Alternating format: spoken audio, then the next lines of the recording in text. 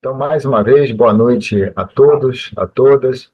É um prazer muito grande tê-los aqui conosco hoje. Bom, eu vou passar a palavra para a Fernanda para que ela se apresente e aí a gente começa a nossa conversa de hoje. Bom, boa noite a todos, a todas. Eu sou Fernanda Faraco, eu sou aconselhadora biográfica, me formei na primeira turma da Trinos, tenho 54 anos, trabalho com aconselhamento biográfico e estou bem feliz com essa parceria com o Carlos. E vamos lá falar de trabalho biográfico para relacionamentos. Né? Na vida, tudo é relacionamento. Então, desde que a gente está antes do nascimento, na gestação da nossa mãe, a gente já está se relacionando. A gente já está se relacionando com todos essa nutrição, esse calor, né, esse aconchego do ventre materno, e depois no nascimento com essa estrutura familiar que se cria em torno de nós, num núcleo familiar, num núcleo mais restrito, mas a gente já está se relacionando. Esse âmbito de relações vai se ampliando à medida que nós vamos passando no tempo, né? Nós vamos crescendo. Então, a gente passa a ir para a escola, então, pequenininhos ainda, aumenta esse âmbito do relacionamento, professores, os coleguinhas, jardim de infância, depois na escola, o grupo se amplia ainda mais, amigos do bairro, e o tempo foi passando e as nossas relações vão se ampliando. Depois entramos na fase de ir para o mundo, né, já em faculdade, trabalho, relacionamento conjugal, os namorados, né, casamento, e vamos ampliando as nossas relações e intensificando, tornando os nossos relacionamentos mais íntimos e mais, de uma certa forma, tendo mais consciência na relação, nas trocas, né? Depois nos tornamos pais e o tempo vai passando, envelhecemos, chegam os netos, né? É uma outra forma de relacionar-se. E todo esse universo dos relacionamentos é um universo de grande desafio. Então, o que é, né? O que são esses desafios? Por que os relacionamentos trazem tantos desafios? Né? Aonde que está a questão? Será que a questão está no relacionamento em si? Nos tipos de relacionamento? Ou será que as questões vão além disso, né? As questões estão nos indivíduos que se relacionam, na forma como a gente recebe o que vem de fora, desde pequenininhos, e vai construindo internamente uma estrutura de crenças, uma estrutura de padrões que trazem um novo relacionar-se com a vida e que gradualmente a gente pode se tornar consciente desses padrões justamente nos relacionamentos que a gente tem, né? Que a gente frequenta. Então é o outro que de uma certa forma é um espelho de nós mesmos. A gente não consegue se ver, mas diante dos desafios que os relacionamentos trazem, o outro espelha para nós aquilo que nós somos, né? O outro mostra o que não está bom em mim. Então, a partir da minha convivência com outras pessoas, eu vou me comportar de certas formas. Isso tem tudo a ver com o que veio antes, né? Como que aconteceu esse meu relacionar quando eu nasço, quando eu me envolvo com a família, quando eu amplio para a escola, amigos e assim por diante. Então, aqui a gente tem um gráfico que mostra o desenvolvimento da individualidade, principalmente, a gente está focando aqui nos 4 primeiros setênios, até os 28 anos, onde a gente a gente tem em cada setênio um corpo que amadurece. Então, no primeiro setênio, a gente amadurece o corpo físico, depois o corpo da vitalidade, que é o corpo astral, o corpo etérico, depois o corpo astral, que é o corpo anímico, o corpo das emoções, e aí a individualidade ganhando todos esses instrumentos que cada desabrochar anterior traz para o indivíduo, essa individualidade ganha ferramentas para ir para o mundo, e aí no quarto setênio esse eu está pronto para ocupar o seu lugar e ir atrás e conquistar o seu lugar. E a gente nasce com uma bagagem individual que a gente vem desenvolver, uma bagagem que nos orienta na vida no sentido de autodesenvolver-se. E junto com essa corrente kármica, que é a corrente individual, tem a corrente hereditária, que é aquilo que a gente herda dos nossos antepassados, dos nossos pais, tanto genética, como também na herança de hábitos, de costumes, a cultura familiar, que juntos, né, essa corrente individual e essa corrente que vem dos antepassados, se somam ao contexto da vida e vão construindo em nós, no passar desses setênios, essa estrutura de como eu me relaciono com o mundo, essa estrutura de crenças, de padrões, de comportamento. E esses elementos que estão em torno da individualidade desse indivíduo vão criando nesse indivíduo, a partir das pressões que esse indivíduo recebe, as estratégias de aceitação. Todo mundo quer ser aceito.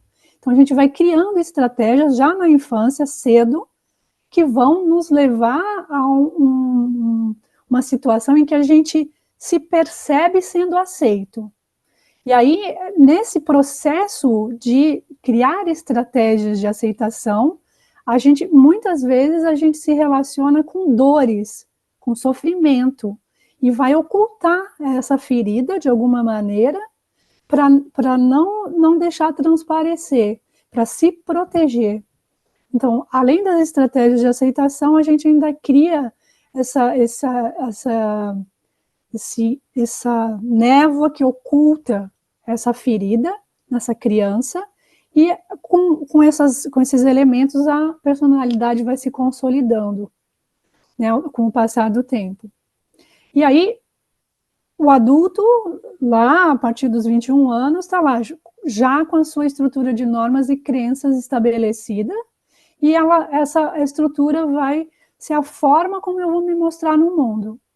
Então, a partir do que o mundo me traz, eu vou reagir a ele com um determinado comportamento, a partir daquilo que me assombra, daquilo que está em mim e que me desconforta.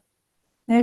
Algo chega de fora, que causa o desconforto, e essa sombra que muitas vezes a gente acha que somos nós mesmos, que faz parte da gente, mas é uma forma como se fosse um ser diferente, que vive dentro de nós e que aparece modelando as nossas reações ao que vem de fora. E aí a gente estabelece os padrões de relacionamento, e esses padrões de relacionamento vão compor a paisagem da maneira como a gente se relaciona em cada tipo de relacionamento diferente. Então, o relacionamento familiar é diferente do relacionamento com os amigos. Somos diferentes na forma como nos relacionamos no ambiente de trabalho, diferentes de como somos com os nossos maridos, as nossas esposas, os namorados, né? Então, essa combinação de individualidades diferentes, de situações vivenciadas em cada individualidade, vai trazer um colorido diferente, uma paisagem diferente para os relacionamentos. E tudo começa lá na criança ferida, né? Tudo começa lá na infância, com esses padrões que a gente vai construindo. E aí o Carlos vai falar um pouquinho sobre isso. E é muito significativa nesse período, né, da infância e da adolescência, e que fica, né, e que nos acompanha por toda a vida adulta. A gente pode partir, né, desse entendimento de que todos nós nascemos, a princípio, predispostos e com uma capacidade de amor muito espontânea, né, e muito presente em todos nós. Ainda numa fase da vida muito inconsciente, ou praticamente inconsciente, a gente vem com esse dom, do amor espontâneo.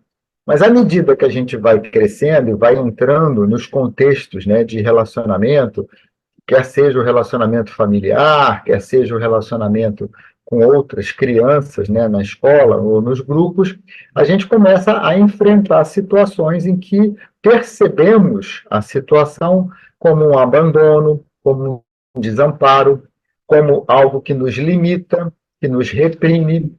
Aqui, o mais importante é a gente perceber não exatamente o que de fato estava acontecendo no entorno da minha vida enquanto criança, mas principalmente de que forma que eu percebi esse mundo, com que lente que eu li essas situações, porque é isso que vai criar, gerar o movimento interno, né? Isso é que vai gerar as situações de vazio na alma, ou geraram as situações de vazio na minha alma. É claro que tem crianças, tem situações na biografia ou biografias que são muito desafiadoras, né, nessa fase da vida, que de fato o contexto externo é um contexto muito desfavorável ou desafiador, como eu falei. Mas o mais importante aqui não é resgatar ou entender o que de fato aconteceu, mas sim de que forma essa vivência ou essas vivências foram percebidas. E é essa percepção, que é muito individual, que é absolutamente individual, é que vai gerar as sensações ou as memórias afetivas de um vazio, né, de uma tristeza, de algo que não foi bom. E aí a gente começa, com o tempo, como a Fernanda falou, a criar as nossas defesas, né? Porque a gente precisa sobreviver e quer ser aceito. Então, daqui vem as máscaras, né? Que eu começo a colocar, que eu começo a incorporar ao meu ser para sobreviver nesses contextos e ser aceito nesses contextos. Muitas vezes eu nego, às vezes a gente nem lembra de determinadas situações, dado a relevância, o sentimento que foi provocado naquela situação, ela fica escondida na memória, vai para o inconsciente. E aí é necessário um trabalho de aprofundamento para que isso surja e volte e a gente consiga trabalhar essa situação trazendo um novo significado para ela, né? E as estratégias de sobrevivência, que como a gente já comentou, são adotadas aqui, né? As estratégias de aceitação e de sobrevivência. Isso tudo acontece em paralelo à incorporação de normas e padrões, aquilo que eu vivo na minha família, aquilo que eu vivi nos contextos da sociedade, da cultura, do país onde cada um nasceu. Isso, nesse período da vida, né, na infância e na adolescência, grava e define aquilo que a gente carrega como normas e padrões, como crenças que nos limitam. E as simpatias e as antipatias são um dos aspectos dessa individualidade interagindo nesse ambiente, né, que às vezes é amigável, às vezes é hostil. Um outro elemento que a gente acha bastante interessante trazer para esse tema do relacionamento, né, para esse tema das individualidades que se encontram no relacionamento, é a questão do gênero. E aqui a gente traz uma figura que eu achei muito interessante, porque ela coloca de uma maneira bem apropriada, bem adequada, as diferentes referências que hoje a gente encontra do tema gênero, né? Então, dentro do que é o sexo biológico, que está ligado ao que é do nosso corpo, nós temos três possibilidades, ou três âmbitos, onde o gênero se manifesta. Então, no pensar está a identidade de gênero, que é como você se enxerga, né, ou pensa sobre si mesmo nesse tema do gênero. No sentir está a orientação sexual, que é como se traduz esse desejo na troca com outras pessoas, no âmbito do gênero, né? E no querer, no agir, está a expressão desse gênero, que é como esse gênero é demonstrado para o mundo, como ele se expressa para o mundo. A gente achou interessante trazer esse contexto bem atual, porque a gente vai falar em seguida sobre uma configuração bastante arquetípica, que são as forças do masculino e do feminino que vivem em todos nós. Mas, de uma certa forma, a gente está encaixando essa polaridade que é arquetípica e presente em todos, dentro dessa diversidade que hoje o tema do gênero tem. No pensar, no sentir e no querer, né? Da forma como está expresso aqui. Então, entrando no arquétipo, né, a gente traz as duas figuras da mitologia, né, que é o Marte como o representante do arquétipo masculino e a Vênus como representante do arquétipo feminino, simbolizados aqui, inclusive, né, pelos os elementos simbólicos, né, desses dois arquétipos, onde o masculino pode ser resumido pela ideia, pela qualidade da ação, e o feminino resumido pela qualidade da sensibilidade. Mas, de novo, são forças arquetípicas, polares, que estão presentes em todos nós. Só que nós nascemos, né, enquanto individualidade, nós nascemos numa unidade, numa integração dessas forças, no que é do nosso espírito. E isso a gente percebe nas crianças muito pequenas, né? Que não tem uma diferenciação de fato, né? Entre o que é do masculino e do que é do feminino. E na medida que a gente vai crescendo, essa diferenciação vai se manifestando em diferentes estágios, criando uma dualidade que se manifesta tanto no corpo quanto na alma. E, de uma certa forma, é uma tarefa para o resto da vida de cada um de nós esse retorno à integração, esse retorno a um contexto anímico, principalmente na alma, que integre essas duas forças. Então, para quem nasceu num corpo masculino, né, mas quem nasceu num corpo de homem, na alma vai existir uma força mais feminina, fazendo essa dualidade, que ele precisa equilibrar. E para quem nasceu num corpo de mulher, num corpo feminino, na alma vai existir uma predominância da força masculina que ela precisa equilibrar. Então, a gente vai entrar nesse detalhe, mas isso com certeza atua fortemente nos relacionamentos. Porque na troca com o outro, tanto faz, né? Parceiros, parceiras, amigos, familiares, filhos, netos, pais, é na troca com com o outro que essas forças vão aparecer e os desequilíbrios vão dar origem a conflitos. Então, a gente está dentro, de novo, do tema de como lidar com os conflitos nos diversos relacionamentos. Fazendo um resumo, né? O masculino é do agir, que domina o sentir e o pensar, então a força principal está na ação. No feminino, é o sentir que domina o agir e o pensar. A força principal está no sentimento, no sentir. Força e amor são dois polos desses arquétipos. A luta e a defesa, a coisa mais para fora, é do masculino. A receptividade e a sensibilidade, o trazer para dentro, é mais do feminino, né? O masculino está mais ligado à terra, o feminino mais ligado ao que é do espírito. O pensamento lógico e racional predomina no arquétipo do masculino e um pensamento intuitivo e multifuncional predomina no que é do arquétipo, do que é da força do feminino. E aqui tem um espaço de integração fantástico, né? Enquanto nós, seres humanos, ao longo da vida, e principalmente quando a gente vai se tornando mais sábio, percebe a utilidade dos dois e a necessidade de ter esses dois tipos de pensamento, essas duas qualidades de pensamento em equilíbrio. É como se fosse um fluxo, né, que precisa passar pelo lógico racional, pelo intuitivo multifuncional para uma atuação no mundo mais sábia, né? Aqui eu acho que tem uma dimensão que traz muita clareza do que significa integrar essas duas forças em cada um de nós. E aí eu vou passar de volta para a Fernanda, que vai falar um pouco mais sobre essas qualidades da alma, do homem e da mulher. Então, essas características que o Carlos trouxe dos arquétipos masculino e feminino, na realidade a gente percebe essa complementariedade em todos os níveis, né? Onde a gente imagina, né, um atuar a partir do sentimento com força e amor ao mesmo tempo? Como fazer esse equilíbrio, né?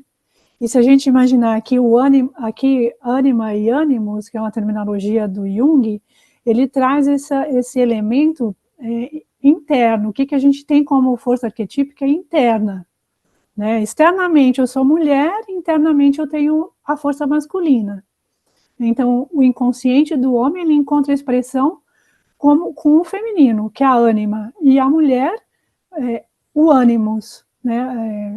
O inconsciente da mulher como o aspecto de uma personalidade, uma expressão desse arquétipo masculino internamente. Então, internamente, nós mulheres carregamos essa força masculina. Eu acho que você já pode passar o próximo slide, Carlos. E os homens carregam internamente, quem fisicamente é homem, carrega internamente a força arquetípica feminina. Então, na mulher, esse quadro luminoso, ele coloca as características, a gente traz aqui as características de um ânimos integrado, numa mulher que tem o seu masculino integrado.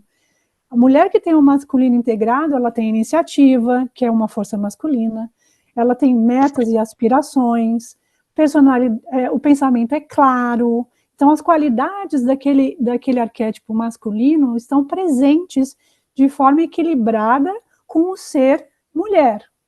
Né?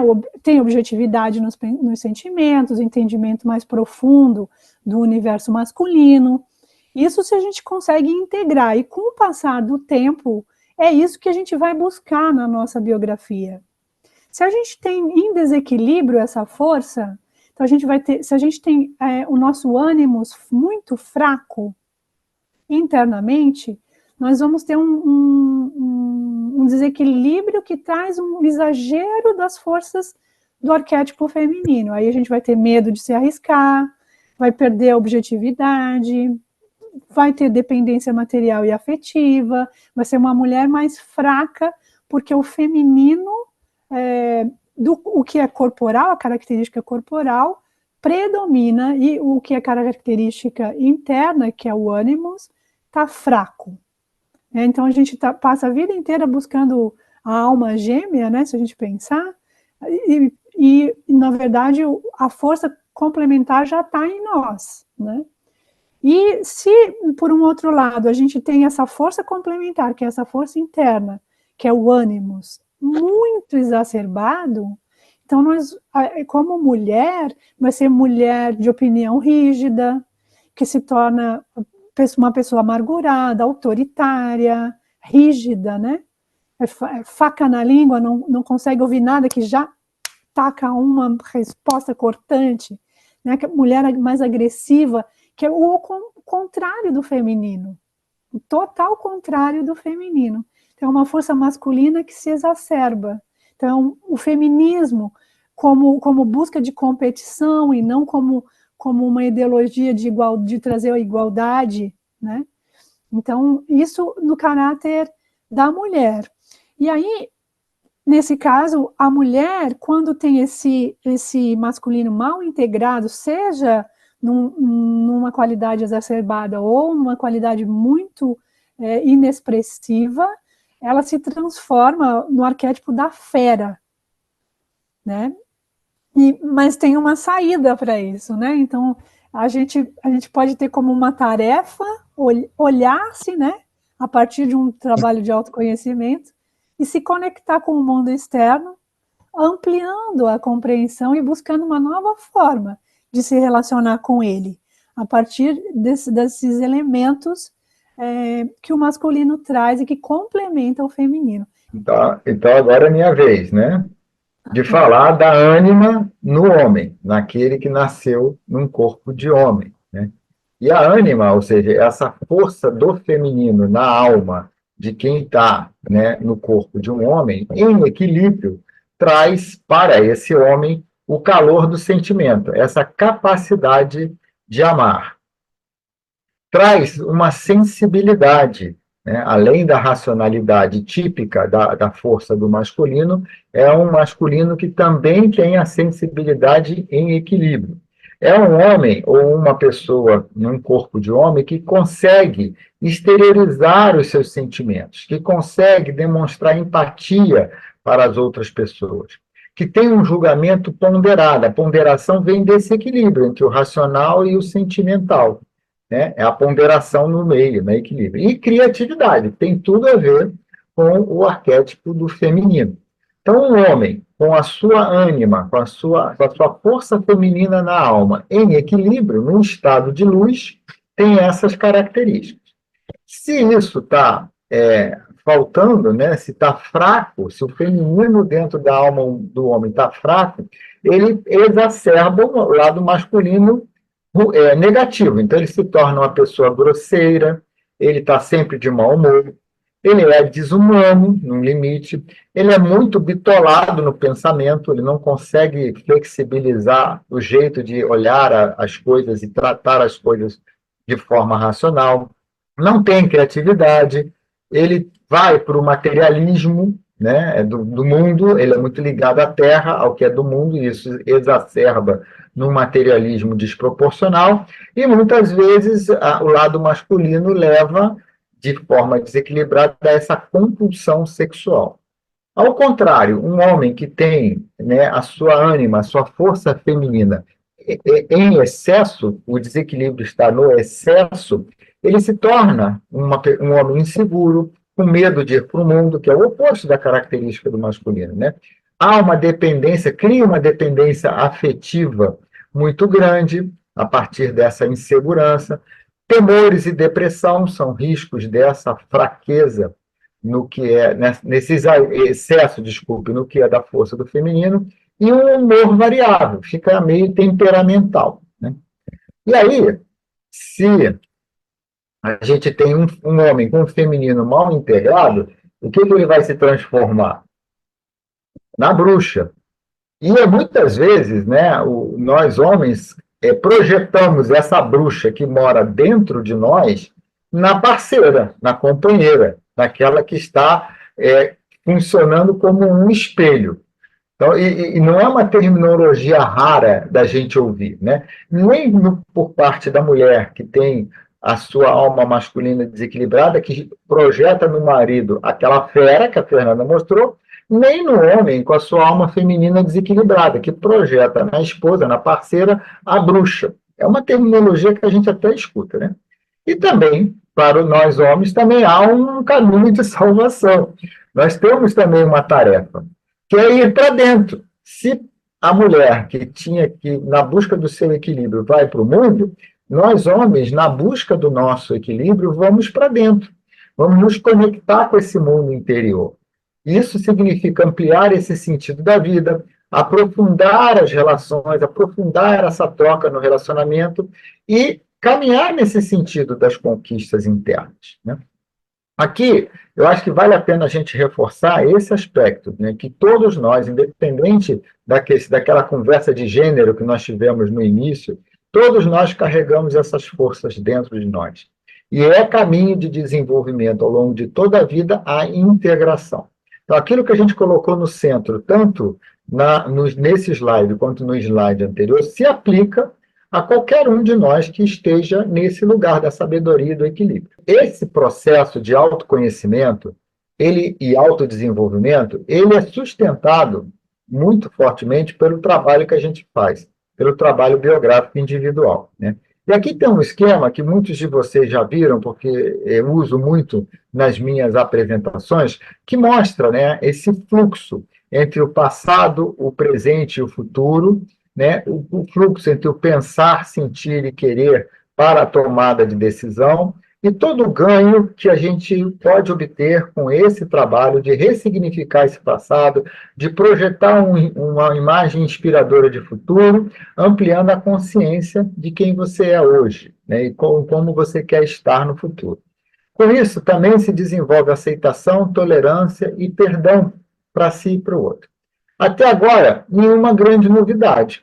Esse é o trabalho biográfico que cada um de nós pode, né, fazer, seguir. Nós que somos aconselhadores biográficos formados, fazemos isso, né, desde a nossa formação, Mas temos sim uma novidade a partir de todo esse nosso aprendizado com as biografias individuais, que é o trabalho biográfico para relacionamentos. E aí, Fernanda, eu vou pedir para você contar como foi para você essa nossa parceria. Mas acho que antes vale a pena a gente honrar as origens, né? De onde esse impulso veio, né? E aqui eu tenho uma historinha que a Fernanda já conhece, que é uma caminhada em Florianópolis, bem cedo, em 2011, não, 2021, depois da pandemia, com um parceiro nosso, né, de trabalho, que se chama Job Grum. Ele também saía cedo para caminhar, que nem eu, saíamos, né, os dois juntos para caminhar. E ele me falou de um trabalho que há muito, muito tempo atrás ele desenvolveu com uma outra parceira chamada Anita Charton, também conhecida da gente, onde eles trabalhavam em dupla com casais. Eu conversei um pouco sobre o que eles faziam, como eles faziam, e veio um estalo. Caramba, que trabalho! Esse é um trabalho que eu gostaria de fazer. E aí, naquele dia mesmo, né, quando eu voltei lá durante o curso que a gente estava fazendo, eu falei com a Denise Lima, né, que é nossa amiga também. A Denise adorou e a gente começou a desenhar o que hoje é o trabalho biográfico para relacionamentos. Só que, no meio do caminho, a Denise não conseguiu seguir, né, por falta de tempo, por falta de disponibilidade de agenda, principalmente. E aí a Denise mesmo sugeriu: Carlos, por que você não convida a Fernanda? Né? Nós todos somos amigos e conhecidos. E aí o convite foi feito por nós dois, por mim e pela Denise, e a Fernanda se juntou à iniciativa, ao projeto, para desenhar o que a gente está trazendo para vocês como uma novidade aqui do dia de hoje, que é o trabalho do Interfaces, né? Que é uma metamorfose para relacionamento. Agora é contigo, Fernanda. Então, o Carlos me fez o convite, o Carlos e a Denise, né, me fizeram esse convite, e eu achei muito interessante a proposta, achei incrível, e a gente começou a trabalhar no desenho. Então, como que vai ser esse trabalho? Como que é esse projeto? O que que a gente quer dele, né? E escolher nome, escolher logo, e aí foi nascendo e se tornando mais claro para nós esse caminho que a gente quer desenvolver com esse trabalho, né? Quando a gente faz o aconselhamento individual, o biográfico individual, a gente percebe um grande desenvolvimento, uma grande transformação no indivíduo que faz esse caminho, principalmente quando a gente trabalha o panorama biográfico.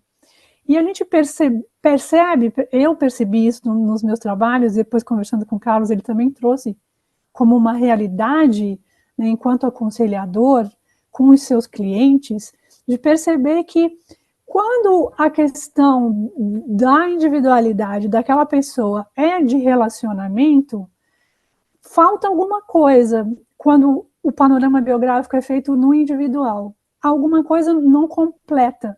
Parece que não adianta toda a transformação que o indivíduo está vivendo se o outro não acompanha, se o outro não está junto. Então, ela pensou nisso, né? Então, vamos fazer um trabalho para casais, biográfico para casais. Mas, na verdade, vai além disso. Porque o relacionar-se não é só em casal, né? É o meu relacionamento com a minha mãe, é o meu relacionamento com o meu colega de trabalho, é o meu relacionamento com a minha filha. Né? E como que a gente poderia trazer esse elemento diferente para esse contexto, né? Então a gente pensou nisso, criar um programa que trabalhe as biografias individuais, mas que trabalhe o relacionamento, a biografia do relacionamento, esse né? Essas várias faces dos relacionamentos, esses vários tipos de relacionamento e o que acontece entre. Por isso o nome Interfaces, né? Então vai além, a nossa proposta vai além do relacionamento de casais. E aí a gente tem esse primeiro momento quando a gente vai trabalhar o processo, né? Agora falando um pouquinho de como que é o processo dentro desse programa.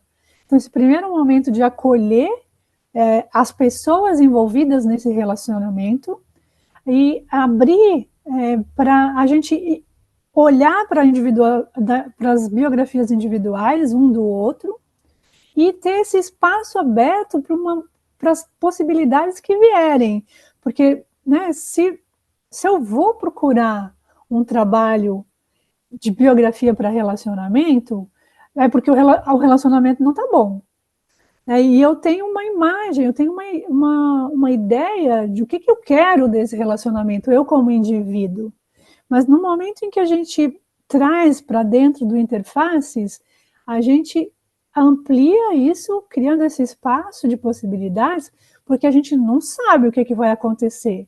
Qual é essa ideia, né, de relacionamento de cada um? E aí acho que ainda dentro do acolhimento, né, Fernanda, dependendo do contexto, né, e de como está a tensão dentro do relacionamento, é muito importante que a gente consiga levar os envolvidos, né, para esse estado de abertura, até para poder diminuir essa dor, essa tensão, porque uma das bases, né, fundamentais num trabalho desse é essa confiança, essa abertura, esse reconhecimento de possibilidade. Então, é como se a gente precisasse diminuir um pouco a temperatura do que está ali, tentar levá-la para uma temperatura mais de homeostase, né, mais homogênea, mais normal, em equilíbrio entre as partes, para darmos sequência. Tá? Então, o acolhimento pode ter várias finalidades diferentes, mas o objetivo no final principal é esse, é colocar os envolvidos num estado de abertura e de possibilidades. E aí, a gente começa uma jornada que tem, de novo, o mesmo símbolo do fluxo, né, da Lemniscata, e essa jornada começa com as biografias individuais. Cada um vai olhar a própria biografia, fazer o seu trabalho biográfico individual e compartilhar essa biografia num formato de grupo, como a gente faz os trabalhos biográficos em grupos, né? É a mesma lógica. No caso aqui, o grupo vão ser as pessoas envolvidas no relacionamento. Se for um casal, são os dois parceiros, se forem pais, filhos, etc., como você falou, essas biografias individuais vão ser trabalhadas, setene a setene, e compartilhadas. Em algum momento, surge a biografia do relacionamento. Então, um terceiro ser nasce. E aí, os participantes, os envolvidos, vão trazer a própria biografia e o seu olhar sobre o relacionamento que está se desenvolvendo. Então, é de fato um terceiro que nasce, ou um novo ser que nasce, o ser relacionamento. E ele vai ser trabalhado, resgatado e ressignificado pelos envolvidos como mais um. E não é a somatória da biografia dos envolvidos, é uma terceira, ou um novo, que integra, né? Então, aí, nesse caminho de 2 virar 3, né? Então, temos 2 biografias e uma terceira biografia. A gente entra num processo de conscientização. O que é de um, o que é do outro, né? Num processo de gerar empatia daquilo que o outro está trazendo e também ser acolhida pelo outro de forma empática. E quais as verdadeiras questões que estão transformando estão desequilibrando esse relacionamento vão ser identificadas. Então, aonde que realmente mora a questão, né? Então, é um processo que ao longo do tempo vai acontecendo. É a expansão daquele espaço de ressignificação que a gente muitas vezes alcança no trabalho biográfico individual. Porque a ressignificação aqui não é só sobre o que eu aprendi sobre mim mesmo, mas é sobre o que nós aprendemos sobre o relacionamento. E pode ser que aquelas questões que eram percebidas no início, ainda na fase do acolhimento, se transformem, sejam ressignificadas, aumentando as possibilidades de equilíbrio, né? Segue, Fernanda. Porque assim, né, aqui quando a gente olha para a própria biografia, a gente já tem descobertas, a gente vai receber, acolher a biografia do outro, também já vai ter descobertas, né, novos elementos vão aparecer, um significado novo surge, e o meu ponto de vista do relacionamento é diferente do ponto de vista do outro, então também surge imagens diferentes, né, que são compartilhadas nesse processo, nesse momento da conscientização. É como se a gente tivesse, né, misturar aqueles aromatizadores de ambiente, que a gente tem água, óleo e o álcool, né, o óleo essencial, a água e o álcool, e aí eu preciso misturar tudo para poder jogar no ambiente, porque lá dentro do frasco eles não estão misturados, cada um tem o seu lugar, né? Então, cada um que compõe o casal, por exemplo, se for um casal, e a biografia do relacionamento em si. Bom, e aí, numa fase seguinte, né, quer dizer, a gente saiu do presente, foi no passado, com a conscientização a gente volta para esse presente, e aí a gente vai olhar o futuro. E aqui a ideia é, em conjunto também, que seja construída uma imagem de futuro, uma imagem inspiradora de futuro para o relacionamento. Para que isso aconteça, né, talvez algumas perguntas individualmente tenham que ser resolvidas, respondidas e compartilhadas. Como cada um quer estar no futuro, né? O que desejo para mim e o que eu desejo para o outro. São exemplos de reflexões que vão possibilitar, sustentar a construção dessa imagem de futuro, uma imagem que inspira como o relacionamento vai estar. Todo esse processo, ele tem ferramentas que a gente vai estar utilizando, né, para conduzir as pessoas envolvidas nesse caminho que a gente está trazendo aqui. E a partir dessa imagem de futuro para o relacionamento, que é construído em conjunto, a gente vai voltar novamente para o presente, para esse momento atual, e estabelecer os acordos, né, os acordos a partir daquilo que individualmente cada um percebe que não pode abrir mão, individualmente cada um percebe que pode ceder para chegar, para levar o relacionamento nesse lugar, que é o lugar essa imagem, né, nessa posição nova para esse relacionamento que os envolvidos almejam. Então, se estabelece acordos e se estabelece a forma de chegar lá. Como que a gente faz agora juntos para chegar lá? Então, a gente vai desenhar também esse passo a passo, né? Nós não, né? A gente vai conduzir nesse processo e os envolvidos vão desenhar esse passo a passo de como tornar essa imagem real, né? Aí tem uma imagem complementar, né, que resume esse fluxo, que é o fluxo expandido, né, com os três tempos, né, o presente, o passado e o futuro, né?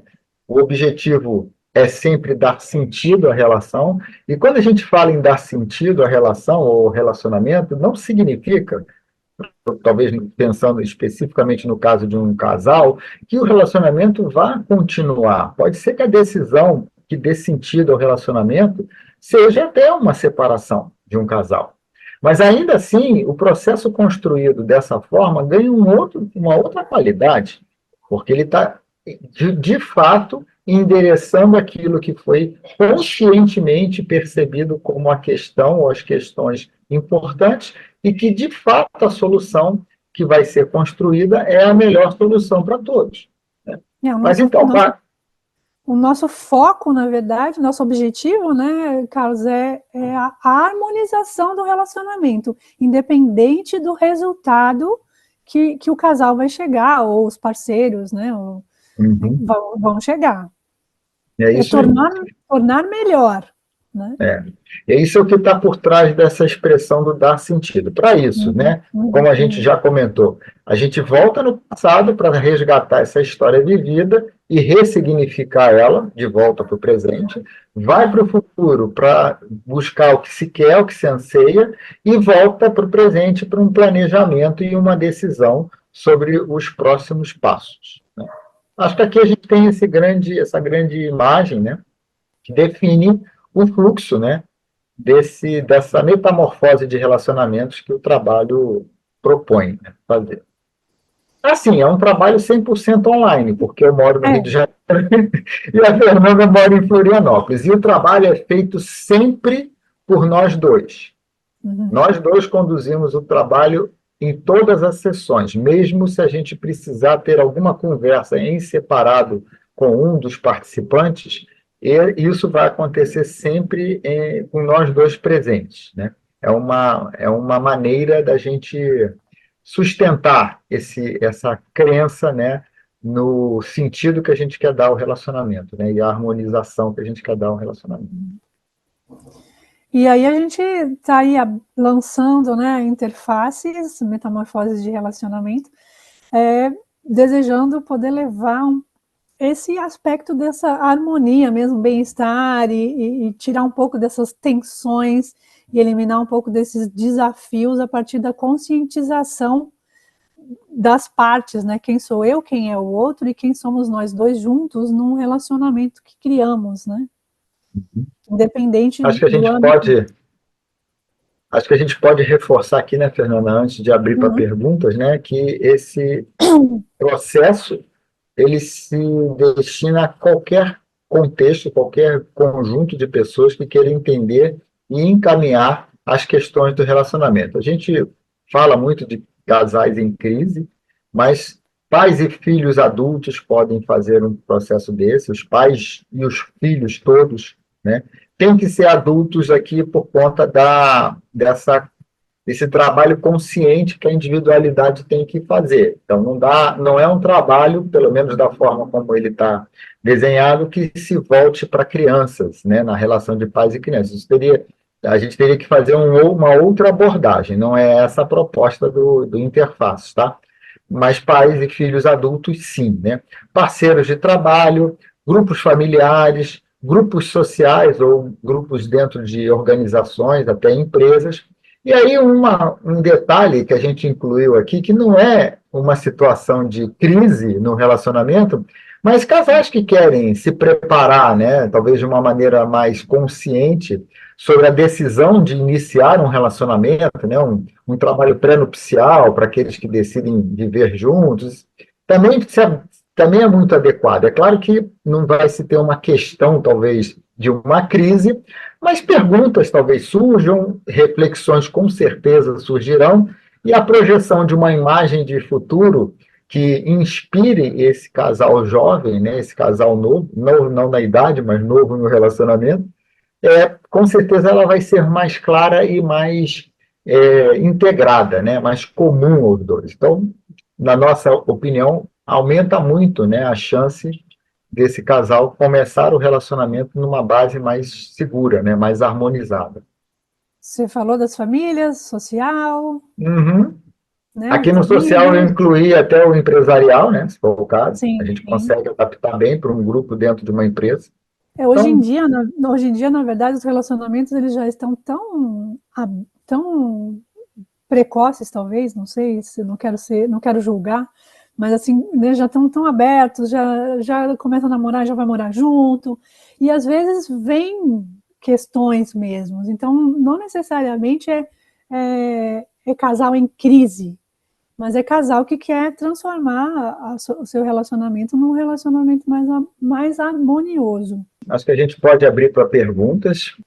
Eu tenho uma curiosidade, que é o seguinte, se alguém que vocês estiverem recebendo para esse trabalho já tiver o trabalho biográfico individual feito, se esse trabalho pode ser aproveitado ou se a leitura de vocês no trabalho biográfico ela é diferente para esse trabalho. E também parabenizar, muito legal, é uma ideia sensacional e acho que vai ficar um trabalho, já está, né? Já nasceu, muito lindo. Como qualquer trabalho biográfico que você faça na sua vida, né? Você a qualquer momento pode decidir fazê-lo novamente e ele vai ser diferente, né? mesmo que seja outro trabalho biográfico individual. Vai ser diferente porque você, a dona da biografia, está num outro momento de vida. Vai ser diferente porque as questões que você traz vão estar novas, renovadas, atualizadas, ou porque a pessoa que vai estar te ajudando é outro profissional, né? Outra. Então, de qualquer forma, será sempre um trabalho novo. Para quem já tem essa vivência, talvez fique mais fácil, não sei se a palavra fácil é boa, mas fique mais natural o aprofundamento que o trabalho oferece. Mas vai ser um trabalho novo, vai ser feito novamente junto com o parceiro, com a parceira, com os parceiros envolvidos, sob a condução de duas pessoas novas. Eu tenho certeza que quem já passou por isso vai aprender muita coisa nova também sobre si. Muito bom. Quem já fez, na verdade, pode ser que tenha mais clareza de si mesma, né? E até comunique de uma outra maneira, porque já fez, mas realmente vai ser diferente. E é feito junto, quer dizer, quando você estiver trabalhando no seu individual, a pessoa que está envolvida na relação, ela está ali naquele momento exploratório, quando vocês estão explorando individualmente os dois, não. É individual, Não, faz a tarefa individual é individual mesmo. E ela vai ser preparatória para a sessão. Ela não acontece na sessão. E na sessão o que se faz é o compartilhamento. O compartilhamento, ok. Aí vão estar os dois, né? Os dois, os três, se estiverem.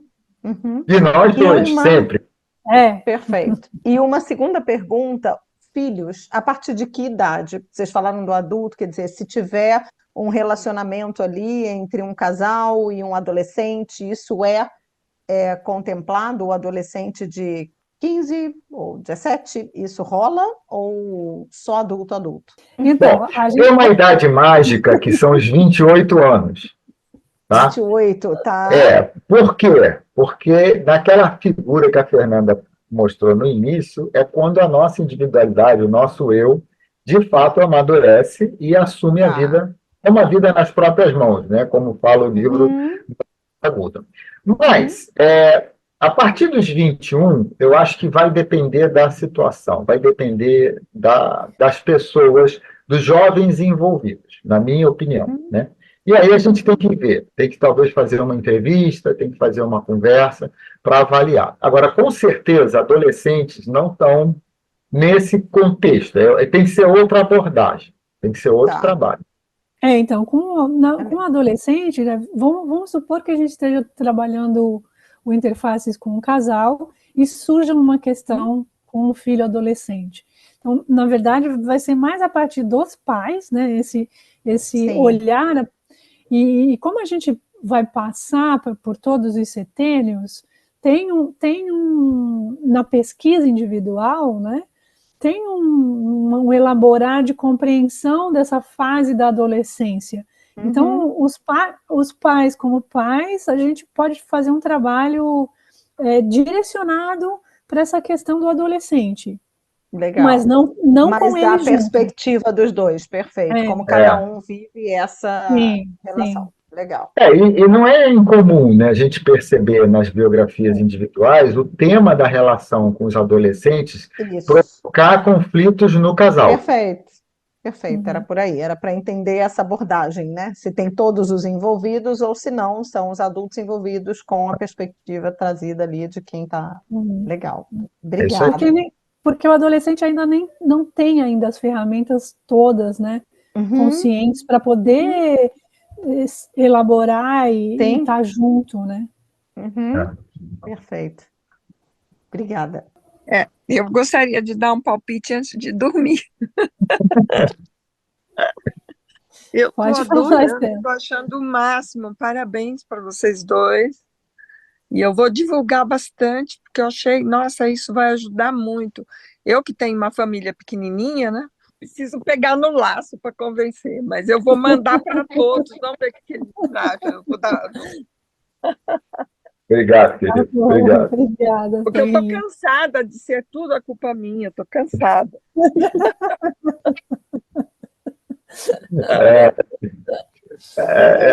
A gente tem os amigos aqui assistindo, tem isso, né? A gente já sabe do que ela está falando.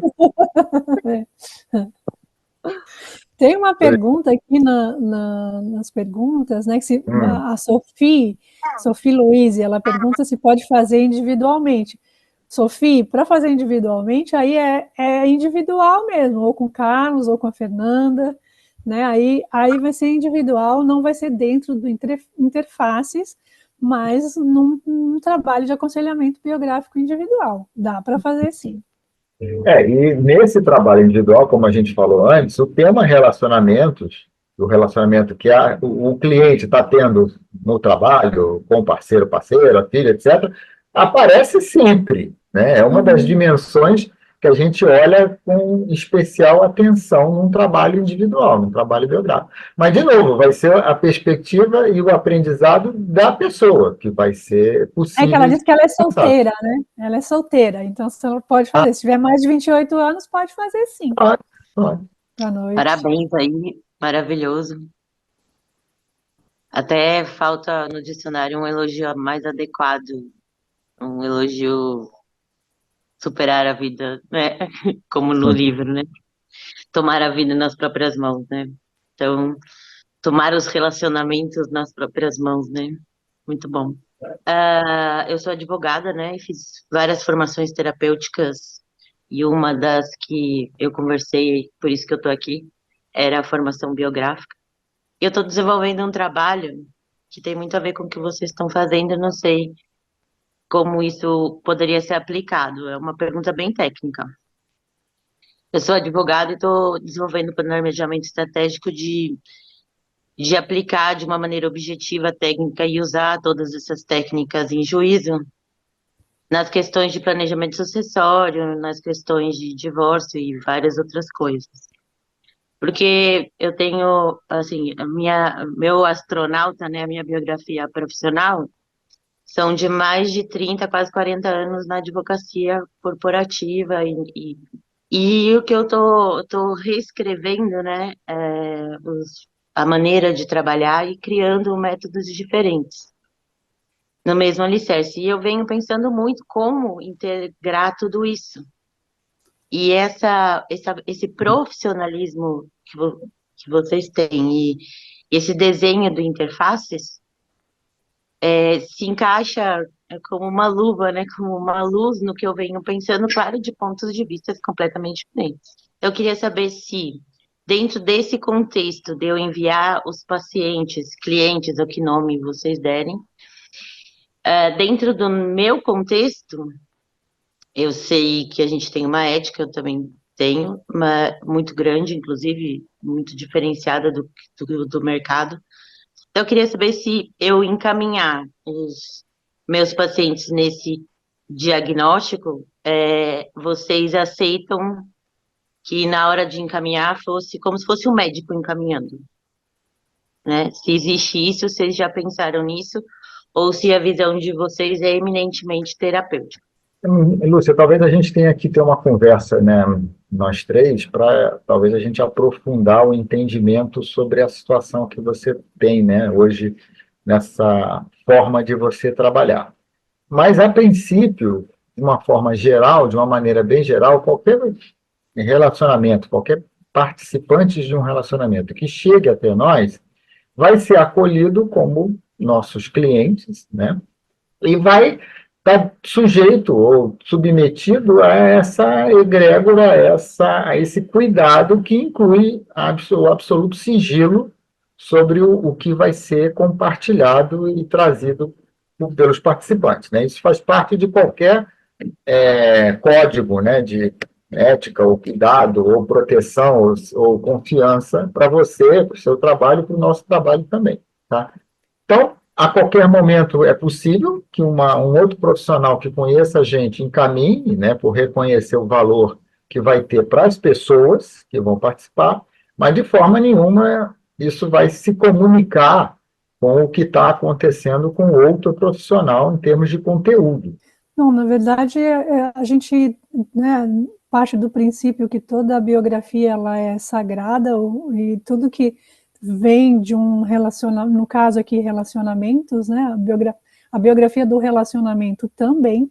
Então, a gente tem todo um cuidado e um respeito com o que a gente escuta, acolhe, né? E tudo que é trazido dentro de um atendimento fica ali, naquele atendimento, parte integrante do casal ou dos envolvidos, né? Nós somos mas estamos abertos para uma conversa, porque Sim. aí a gente vai conseguir entender, de fato, né, de que forma a gente pode participar e ajudar. A princípio, a gente acolhe. Quem chegar a nós, a gente acolhe. Exatamente. O meu objetivo é interagir objetivos, criar interface de objetivos, que é de harmonizar. E muitas vezes são questões que, dentro do direito, embora minha formação também seja terapêutica, dentro do direito você não pode interagir nos dois, porque senão confunde o conceito. Então, é importante encaminhar para um profissional a autoria. E, para mim, a biografia é o que faz mais sentido, né, dentro do contrato de hoje. E o que vocês apresentaram hoje se encaixa perfeitamente. Não, na verdade não é uma pergunta. Eu queria parabenizar vocês. Eu acho assim, achei a dobradinha muito boa. A aula já foi muito boa, a aula em si já foi muito boa. Imagino que o trabalho vai ser maravilhoso. Dá vontade de dar para dar de presente para as pessoas, sabe? O trabalho de vocês.